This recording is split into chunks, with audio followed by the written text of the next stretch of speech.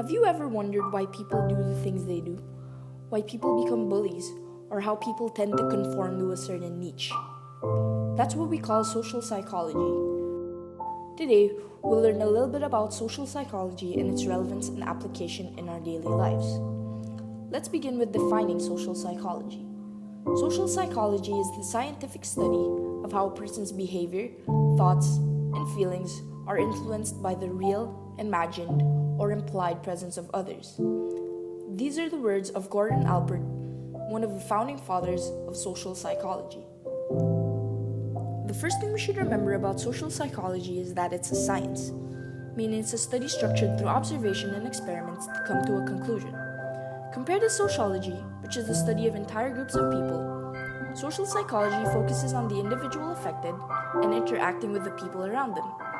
This study can be broken up into three main parts: social influence, social cognition, and social interaction.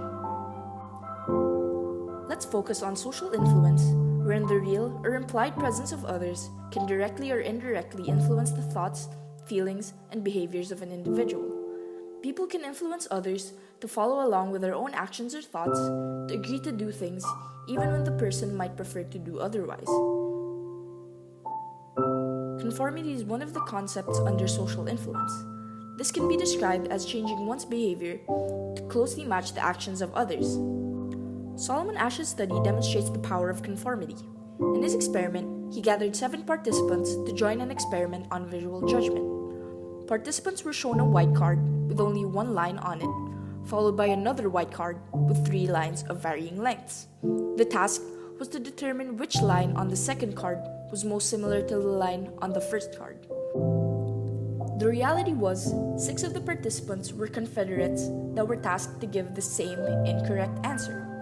The only real participant was last in line, and when it was his turn, what did he answer? Well, a little above 1/3 of the participants gave the same answer that the 6 non-participants gave. In other words, they conformed. Conformity is more common than people perceive it to be. There are 3 different forms of this, namely groupthink, compliance, and obedience.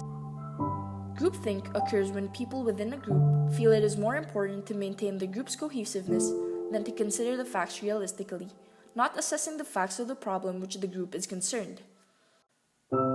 Compliance is changing one's behavior as a result of other people directing or asking for the change, often in the absence of any real authority or power. Lastly, obedience is changing one's behavior at the direct order of an authority figure. The clip we are about to show is from the movie Experimenter, which demonstrates the concept of obedience.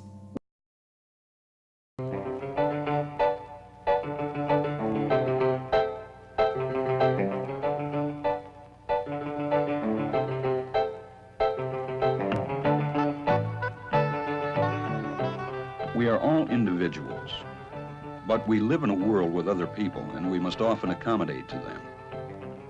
To what extent can we remain individuals in a social world? What kinds of pressures do others exert on us to conform? And how do we deal with such pressures? How can social psychology study the issues of independence and conformity? This ordinary street scene is actually an experiment in social influence. The experimenters wanted to see whether the proportion of passers-by who imitated a crowd would increase with the size of the crowd. And so they set up groups ranging from 1 to 15 people standing in the street looking up. As they increased the size of the initial crowd, they found that the proportion of passers-by who imitated the looking up response also increased. This is one in a series of experiments we shall examine in this film that show how our behavior is influenced by others. Experiments in conformity and independence.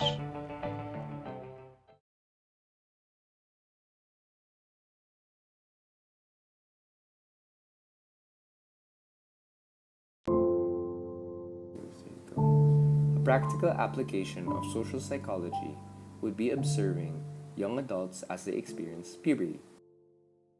Adolescents are prone to experience peer pressure due to the fact that they are still in a stage where they are still developing their self-identity and have yet to experience self-actualization.